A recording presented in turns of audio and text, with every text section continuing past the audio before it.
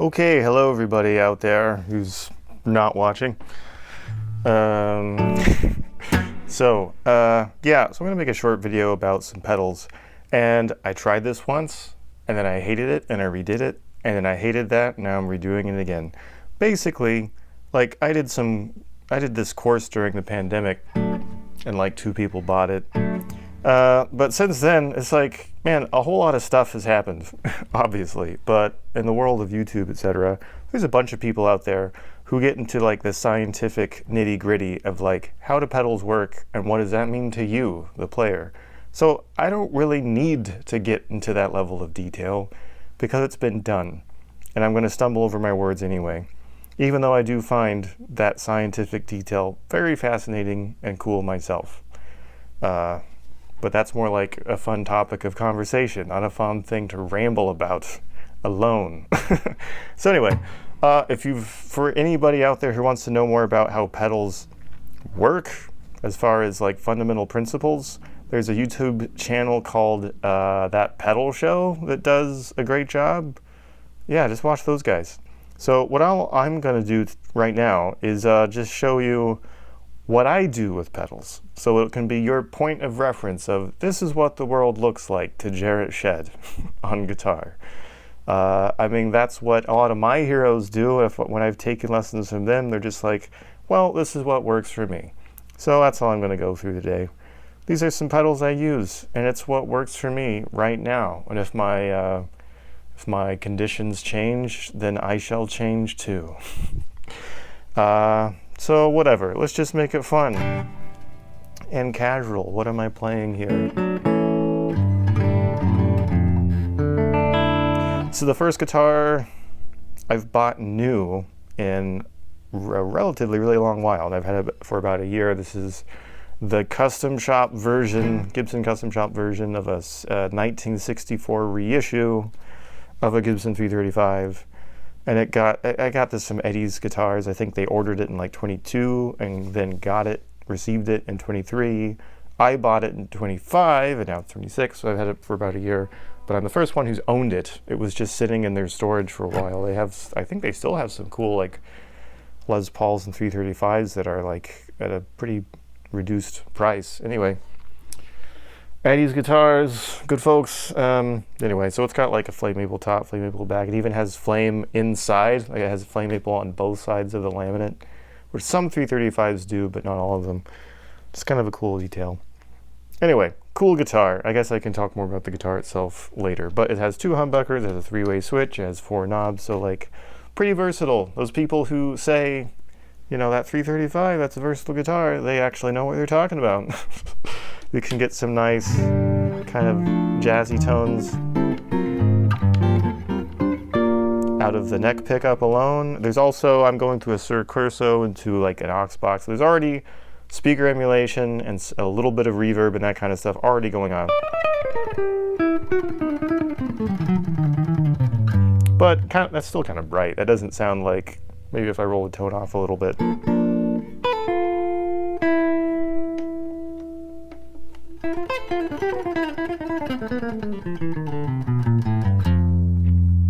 So anyway, that sound will come through a little bit differently on the recording. Point is, you can get quite jazzy with it, but it depends on the rest of your setup too. That's neck pickup. This is middle.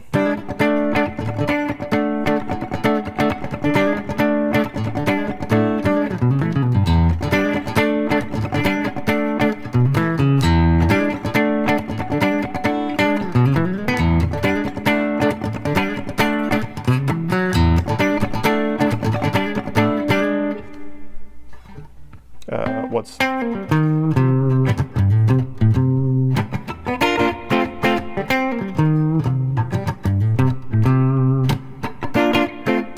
Sissy Strap?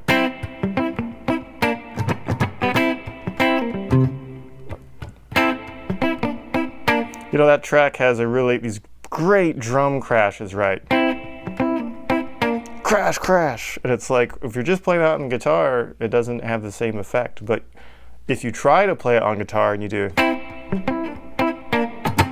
like, it's not quite the same, you know, because that'll actually get in the way if you were playing with a drummer. If you were playing with a drummer, you just want to Crash, crash. Crash. Crash, crash. Like you want to let them fill the space. Anyway, whatever. I'm rambling. That's okay. I'm having fun. But that's the middle position. And then bridge. Classic Gibson.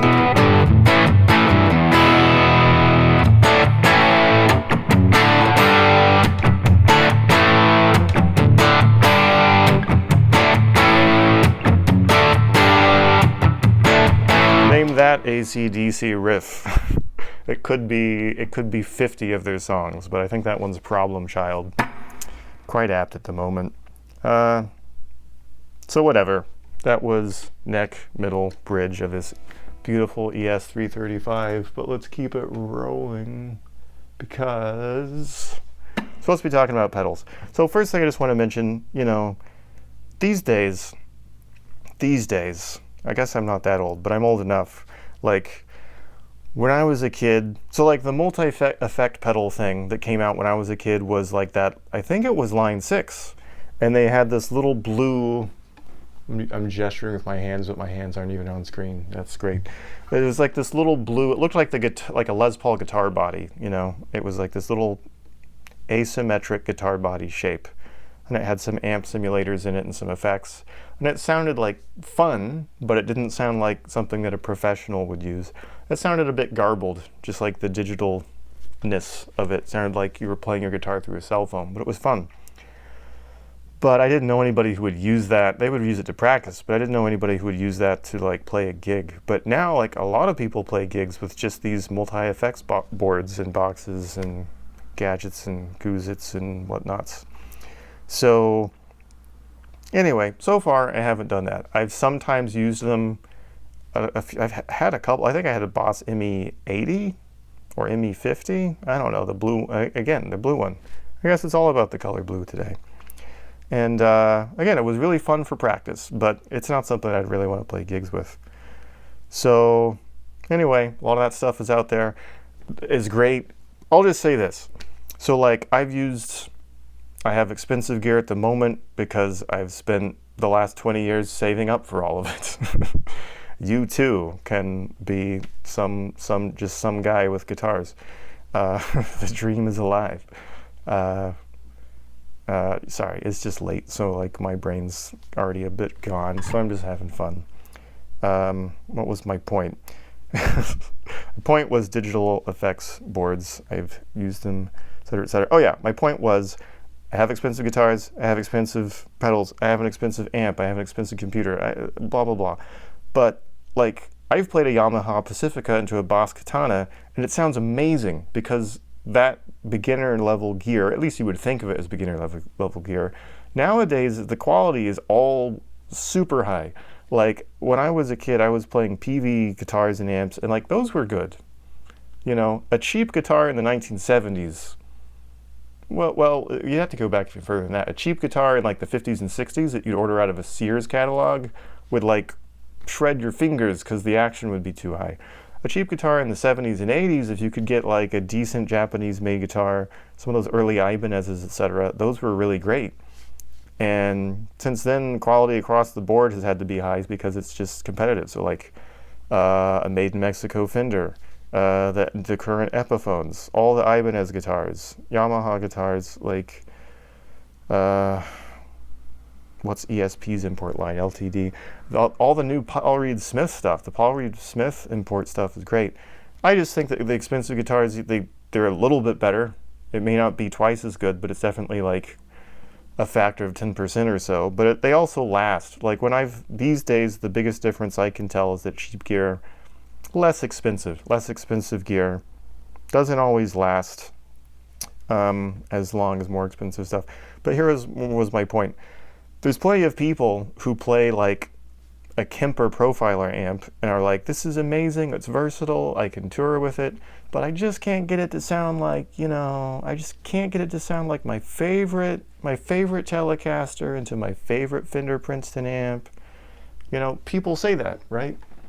But I've never heard someone say, well, I've got a 59 Les Paul and an original Klon pedal, and I'm going into a double amp, but I just can't get it to sound like my Boss Katana at home. Like, no one says that, right? For obvious reasons. So I'm just saying, the versatility is there. Modern digital gear sounds amazing, incredible, better than anything that I ever had when I was, you know, growing, and hopefully still am learning and growing, but you know what I mean.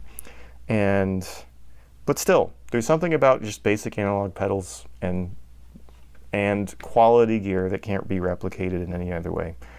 Enough said about that. So what do I use? I just use pedals. I use a basic board. I like fiddling with the controls myself. I like the tactileness of it. I hate scrolling through screens. I hate how modern cars they've given up completely on design and just gone for, let's just stick something that looks like a giant iPad in the middle of the car. That's a whole other discussion. But like, if you have to take your eyes off the road to adjust the setting, it's a bad design. For guitar, it's like, if you have to scroll through a screen on a dark stage, that's a bad design. Like, you should be able to flip a switch or twist a knob and get a different sound instantly. Like, if you can't do that, it's not for me, is all I'm saying. So I also like that if something breaks, I can replace it one piece at a time. I don't have to replace the whole thing. I can switch stuff out. And it forces me to make artistic choices because there's limited space. You know, sometimes limitations are a good thing. They're a creative thing. Okay, so let's get into it. What am I doing? Guitar, cable, pedals, cable, amp, recording.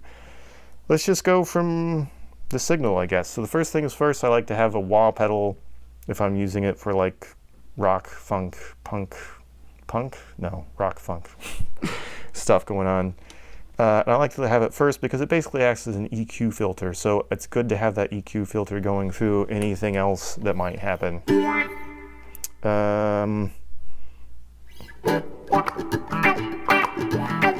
Gotta use the Jimi Hendrix chord for this kind of stuff.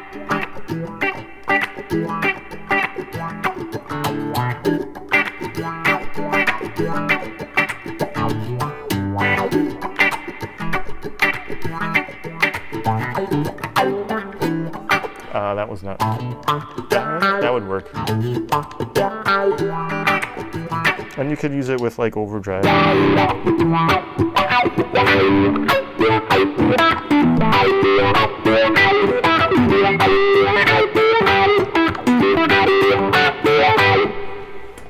That's how that sounds. So that's nice. I have a tuner, which is great because it also works as a kill switch. But being in tune is super important. And if you're on an outdoor gig and it's in the summer or it's in the winter, like your tuning is going to shift. This is called the Pickle Vibe, which I like. It's supposed to be an emulation of Univibe pedal, and the Univibe pedal was created to be a replication of a rotating speaker in a cabinet.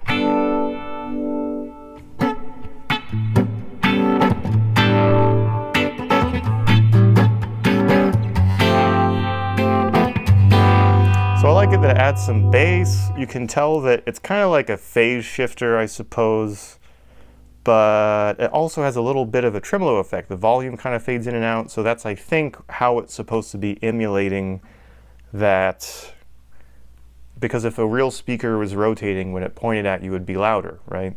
So I think that's kind of how it's emulating it. It's adding a little bit of a bass boost, a little bit of a volume boost, but then the volume cuts back as it's moving in and out of phase. I like that if you do it slowly, like you can, like if it's slow, it can sound a little bit like a phaser, like an Eddie Van Halen thing. Oh man, I forget this. There we go. I remember part of it.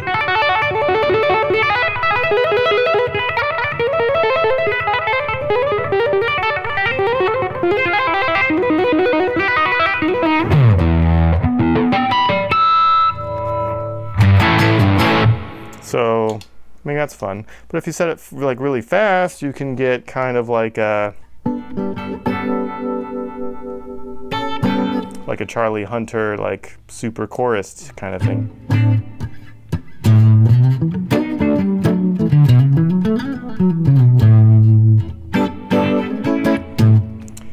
and somewhere in between, it's just kind of Jimi Hendrix land to me.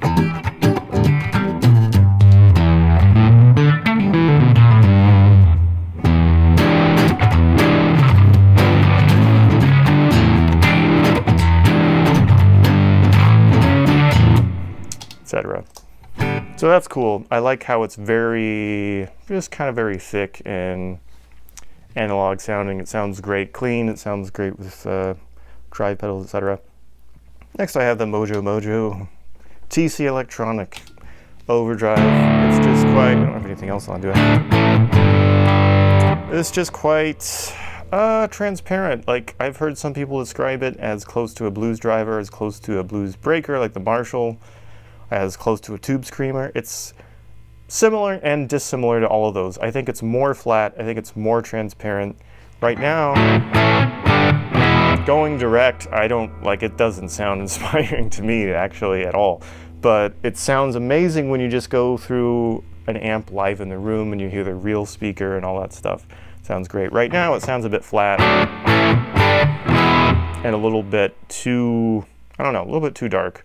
But if you're playing loud with a nice, clean, bright amp sound, it's great it's great if you like to just add drive to a loud, bright, clean amp. Yeah. Anyway, it works. Next to that, and it's actually really cheap. These are used, you can get them for they used to be $50. Now I think they're a little bit more, but it depends. You can get a really beat up one for $30, but they're great. Next is the Art Exotic Effects. It's all worn off because it's been stepped on all over the world. And RC Booster. What I like is just that it's a boost pedal, but it has an extra gain stage, so you can make it louder. But you can also add some gain. It has 2 gain switch knobs because, again, you have on and you have more. It's cool. It's expensive, but at least you kind of get 2 pedals in one pedal space. But if I were to do it all over again, what I would probably, but then this would require an extra power supply cable, right? So, pros and cons. But if I were to do it all over again, ladies and gentlemen, boys and girls, I think I would they have a mini booster that's half of this, right? And I don't think it has an EQ on it, so again, pros and cons. But I think it just has just one volume and one gain. But I'd get 2 of them, and I'd put one after my overdrive, and I'd put one before my overdrive. So then that gave me the options of I can have one on as a gain boost, I can have one on as a volume boost, and then mix and match with the overdrive to just change the core sound. But this still works great because I can have boosted clean, which works great for leads, even jazzy leads if I'm using chorus and stuff.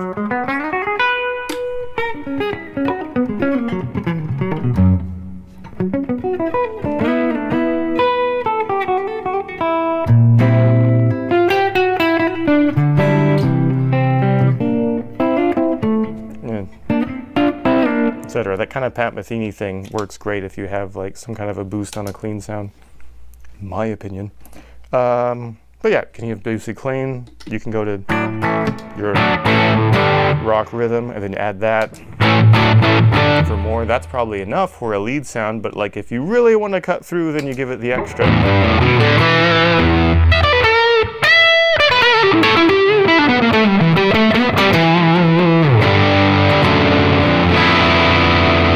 Etc. And again, that all sounds a bit bassy and compressed and weird going direct, even with the fancy tube amp and the fancy aux box converter and all that stuff. That sounds, even with all that expensive stuff, these 2 pedals just plugged into a random solid state amp cranked up loud would sound better than they just did right there, but whatever. So anyway, that's my gain staging stuff. Up next we have the tape echo. And I think it's mostly digital. Maybe it's all digital, but it's replicating how tape reacts because you can have this depth and rate to change depth and rate. The analog tape used to warp, and then that would create a modulation effect. That's what this is replicating. So the repeats are modulated, not the core sounds. It's the tap tempo. 1, 2, 3, 4, and then you can click this thing in the middle to change subdivision. That's quarters. That's eighths. And then we have dotted eighth and triplets. It's supposed to be like dotted eighths, but it really, let me explain.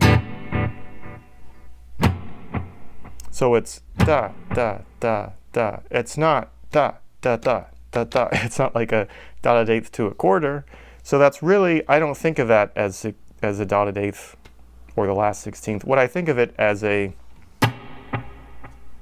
da, da, da. I think of it as a 4/3 polyrhythm. Da, da, da, da, da, da, da, da, da. Which works great over a song with the 16th note subdivision, but still, that polyrhythmic thing makes more sense to me. Therefore, the next one, which would be triplets, da, da, da, da, da, da, da. It's not like a triplet to a quarter, it's just a repeating triplet. Da, da, da. So that becomes a 3/2 polyrhythm of da, da, da, da, da, da, da, da, da, da. Which again, works great over a song, like a 12/8 song with a 12/8 time signature, but still I'm thinking of it in the polyrhythmic sense. That makes more sense to me, because then if I were playing an up-tempo jazz tune and the tempo is like 1, 2, 3, 4, 1, 2, 3, 4, then I can set it to the 4/3 setting, and then I can tap on beats 2 and 4, 1, 2, 3, 4, 1, 2, 3, 4, 1, 2, 3, 4, and that's gonna work. 1, 2, 3, 4, 1, 2, 3, 4, 1, 2, 3, 4, 1, 2, 3, 4.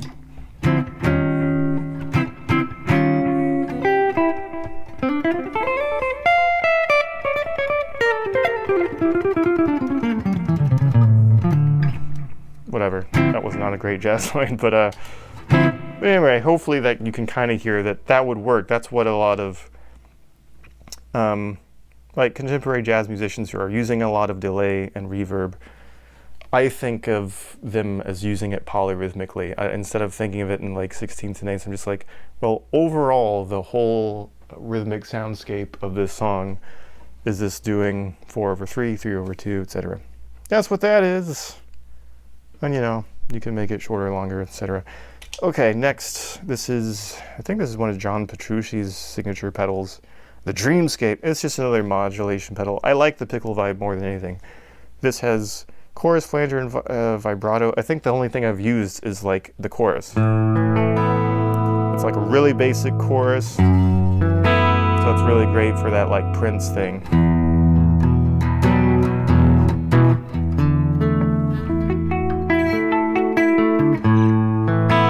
I don't think that's the original key, but whatever. But some people sing it in that key. The next we have Hall of Fame reverb pedal. There's already reverb on this, just so you know. That's actually from, I think the aux box has reverb in it. Well, not in it. You know what I mean. But if I add this reverb pedal, you should hear more.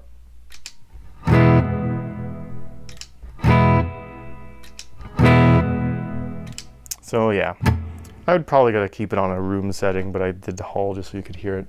But it's great to be versatile, because you never know how echoey or how dry a room is going to sound. So you take that and it helps, I guess. So like amps sometimes will have a reverb built into them, but then sometimes that spring reverb, which sounds cool if you're going for a vintage vibe, but it doesn't sound like a room.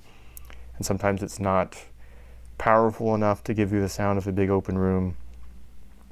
This Ethos Clean pedal, it's a preamp pedal. You can set it up to do a lot of different things. It should take some time. I also have like an 18-volt converter to see if I can get it a little bit cleaner and less compressed sounding. It sounds a little bit compressed to me. It's supposed to supposedly sound like a Dumble, but again, every Dumble was supposed to be unique, so what the heck is a Dumble supposed to sound like?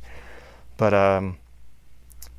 these days I haven't been using it. I haven't been stepping on it, but it's great because this ISP Stealth Power Amp and this, the Ethos Clean preamp, if you just use them together and send them to any speaker, they sound pretty darn good.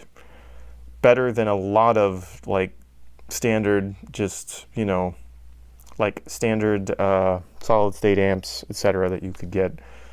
So anyway, and it fits on a board. So it's great to have as a backup is what I'm saying, because I could plug this in to a power amp if the rest of the rig died. And if everything died and all I had was a speaker, I could link these together and send that out to a speaker. This also has a speaker sim output, the Ethos does, so I could send that to a PA and various, like by itself or in combination with all the other things I just said. So, but again, it gets a little bit compressed and a little bit like fizzy, I think, if you use it as a drive. So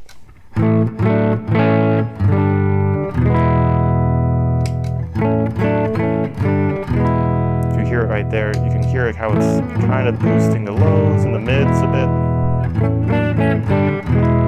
So if I used that in combination with this,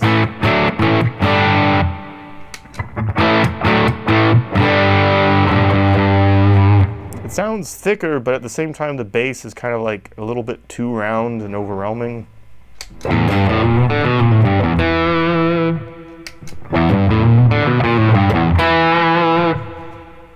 And that gets even worse, well, or better, depending on what you want, if you set it to like the soft or hard drive settings. That's with it like actually on its clean setting.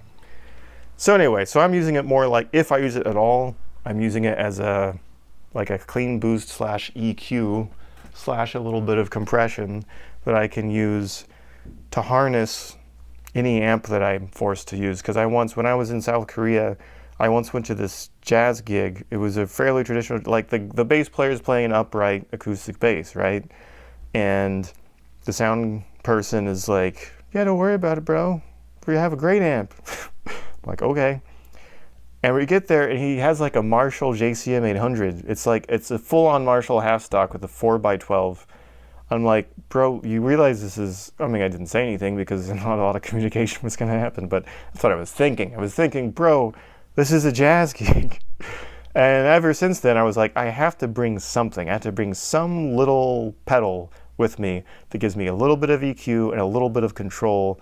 Anyway, and so that's what this would be great for, because if worse comes to worse and I'm forced to play through some monstrosity of an amp, no, I mean, a Marshall JCM 800 is an amazing amp, but I'm saying if you want to play soft jazz, it's not the right choice. So this gives me an ability to, I can do a lot of things with it. You can make the highs sharper or more full. You can make the lows sharper or more full. Like you can change the EQ. You can change, like all those switches do things that the supposedly some Dumble amps did. I don't really care if it sounds like a Dumble or not. I just care that it's versatile and it allows me to do a lot of different things. Anyway, I guess that's actually about it. I don't know what I should, if I'm kind of running out of time, but I guess I should use some of them in combination with each other. So like if I had a delayed sound and some lead and some boost and this swirling monstrosity.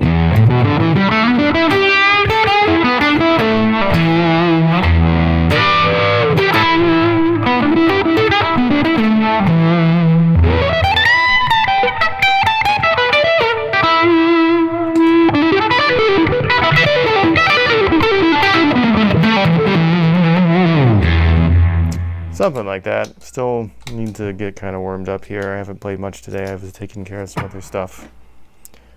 But what do you know? I can get so many different sounds with this stuff. Like I said, I can get a Matheny thing with just a boosted clean. I can get rock lead like I just did. I could do this. I could do like a slightly boosted rock sound with chorus and get like 80s era Zakk Wylde with Ozzy.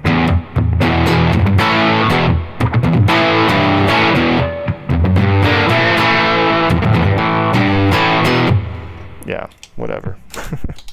So anyway, use whatever works for you. If you remember one thing that I ever talk about in any video ever is to make do with what you have and be a versatile player and adapt to the circumstances, adapt with the room, use your ears, etc. Anyway, thanks for watching. Thanks, bye.